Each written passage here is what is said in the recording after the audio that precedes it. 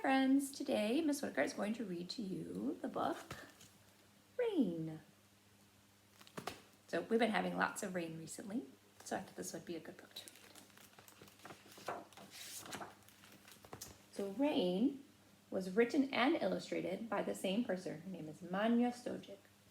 So what that means is she is the author, which means she wrote the words, and she also was the illustrator, which means she also drew the pictures for this book. Let's get started. It was hot. Everything was hot and dry. The red soil was hot and dry and cracked. A porcupine sniffed around. "It's time," she whispered. "The rain is coming. I can smell it. I must tell the zebras." Lightning flashed. "The rain is coming," said the zebras. "Porcupine can smell it, and we can see it. We must tell the baboons."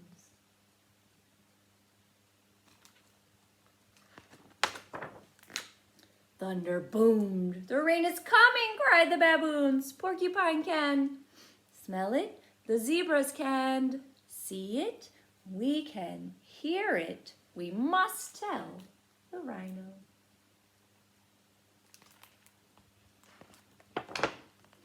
A raindrop splashed. "The rain is here," said the rhino. Porcupine smelled it. The zebras saw it. The baboons heard it. And I felt it. I must tell the lion. The lion spoke in a deep purr. "Yes," he said, "the rain is here. I can smell it. I can see it. I can hear it. I can feel it. And," he sighed, "I can taste it."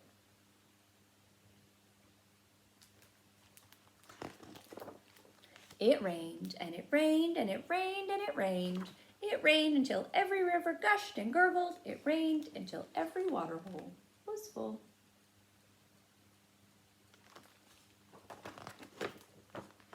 Then the rain stopped, and everywhere long feathery grasses grew from the soil.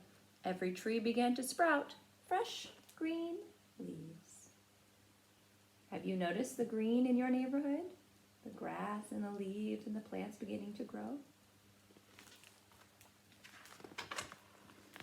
"I can't taste the rain now," purred the lion, "but I can enjoy the shade of these big green leaves."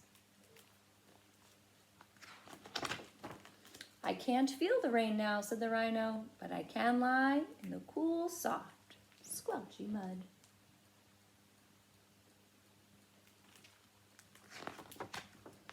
"We can't hear the rain now," shouted the baboons, "but we can eat fresh, juicy fruit from the trees."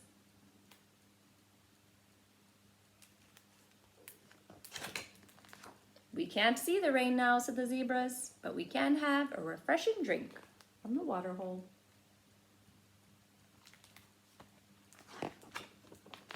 "I can't smell the rain now," whispered the porcupine, "but I know that it will come back again when it's time."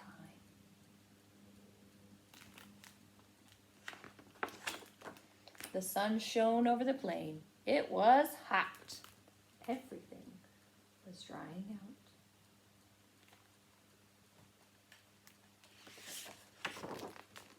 The red soil was hot and dry. A tiny crack appeared. And that is the end. So can you think of some of the ways that the rain helped the animals in this story? Maybe you could draw a picture of it. I hope you enjoyed it. Bye.